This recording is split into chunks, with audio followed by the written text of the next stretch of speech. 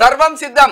ఓట్ల లెక్కింపుడుకు ఏర్పాట్లు పూర్తి. 4న ఉదయం 8కి షురు. ముందుగా పోస్టల్ బ్యాలెట్లు, 8:30 నుంచి ఈవీఎంల లెక్కింపు. మధ్యాహ్నం 3కి తొలి ఫలితం, సాయంత్రం 5కి అన్ని ఫలితాలు. 34 కౌంటింగ్ కేంద్రాలు, 10,000 మంది సిబ్బంది, అన్ని చోట్ల 3 అంచెల భద్రత. సిఓ వికాస్ రాజ్. 5న నల్లగొండ, ఖమ్మం, వరంగల్ ఎమ్మెల్సీ ఎన్నిక. 5న స్టార్ట్ అయితే 6 సాయంత్రం వచ్చే అవకాశం ఉంది. అది బ్యాలెట్ కాబట్టి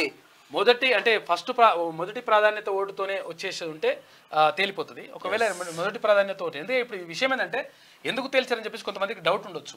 విషయం అవుతుంది లేట్ ఎందుకు ఎత్తని చెప్పేసి అనుకుంటే చాలా మంది ఏమనుకుంటారంటే తేల్చొచ్చు కదా, ఫస్ట్ రౌండ్లో తేల్చొచ్చు కదా అంటే అసలు యాక్చువల్గా ఎవరికైనా కానీ ఏ అభ్యర్థికైనా కానీ 50% కంటే ఎక్కువ ఓట్లు వచ్చిన వాళ్ళనే అక్కడ విజేతగా ప్రకటిస్తారు.